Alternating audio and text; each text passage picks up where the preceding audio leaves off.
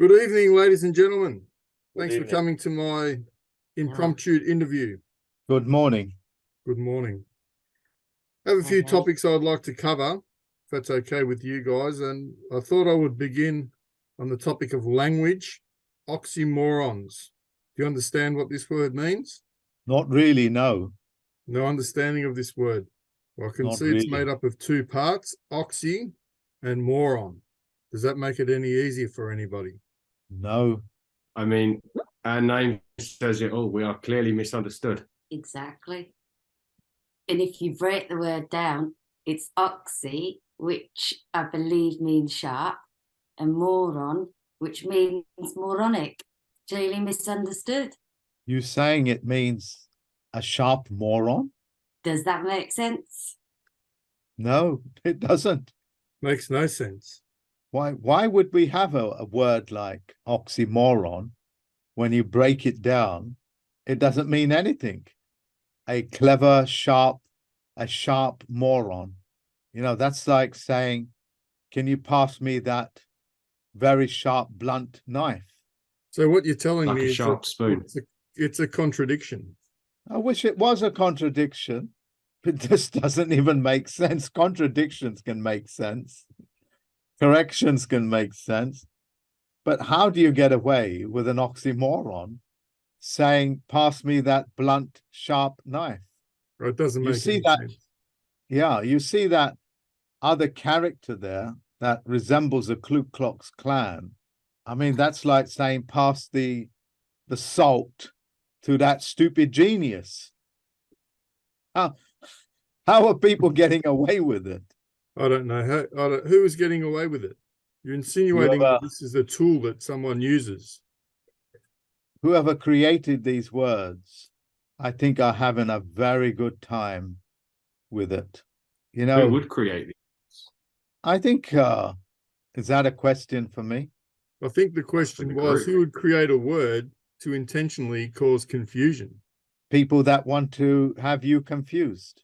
And who would that be? Who would want to confuse people? Well, if there's money in it, you would want to confuse people. I know this man that deals with mortgages. He told me what a mortgage means. It means a death pledge. I'm thinking to myself, if the ordinary high street man or a woman walking down those streets, if they wanted a home and it said death pledges on the doorway, will they ever buy a death pledge? If you ever named something for what it is, would you buy it? I mean, would you buy a death pledge? Not if I understood what a death pledge was. If it was bundled up in another word that I didn't understand, maybe I could be tricked into buying one. Like what you're saying is there's, sorry. I was just about to say, what you're saying is there's deception to confuse what the word you're deploying is, what you're saying or what you're buying. You think you're doing or buying one thing, but actually the intentions are completely different. Yeah. So in the terms of business, how would that make sense? Why would you want to create these things, these oxymorons, these death pledges?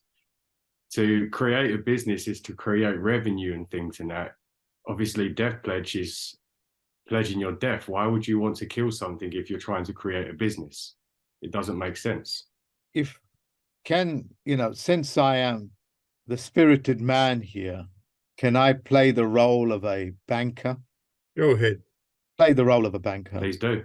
Yes, please.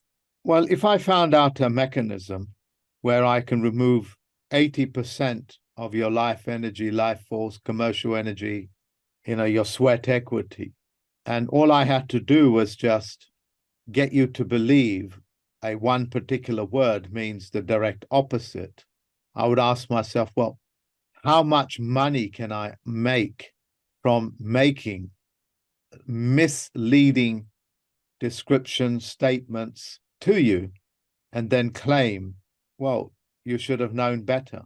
Like mortgage, it quite literally is something that will haunt people if you was to read the lines to your to your grave, and it's passed on from generation to generation. So how valuable is that to me in financial gain? It's quite a good investment, really, keeping people ignorant, because they will just simply always consume from you. You are always the end user. You come to me as the banker for loans, for mortgages, for houses, to educate your children on, and I own the entire system to keep you in a perpetual state of ignorance, where you are buying debt pledges from me, which you innocently thought was called a mortgage, and it somehow meant you owned your own home. Sounds like a good business deal to me. Clearly Sounds like a sounds good to me business like deal for the bank. Doesn't sound like a good business deal for the people. It sounds like an uncomfortable contract. Only one person or one side benefits. a pyramid scheme. Well, I, as a banker, would say to you, not on a level plane. well, these are just arguments, I would say to you. What I would say is it's winner takes all. That's what I'm after. You're talking about some sort of win-win situation. You know, why would I want to split my profits with anybody else by getting a win-win situation?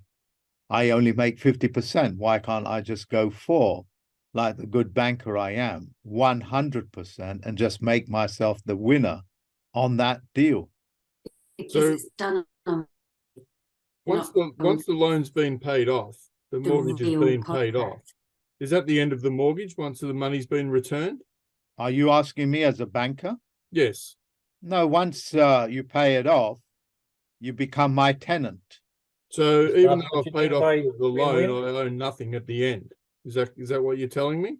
Well, no, you'll have tenancy rights. You will have the rights of a tenant. You know, I'm not totally ruthless, am I? I do give you some rights. One of them is that you still continue paying, and that your children are tied to that mortgage. So when they're of an age, I expect them to take a mortgage as well. If not, I'll come after your home. And you can just take that if you want. Yeah, I'll just put some false claims in to the courts, and they'll pursue it for me. And eventually, you know, they'll terrorize you, the court, so much that you just want to walk away, give up, like the good little people that you folks are. I mean, it sounds like a great contract. Where do I sign? Well, you see, being the banker that I am, I'm not stupid enough for me to produce such documents. It might put me in prison.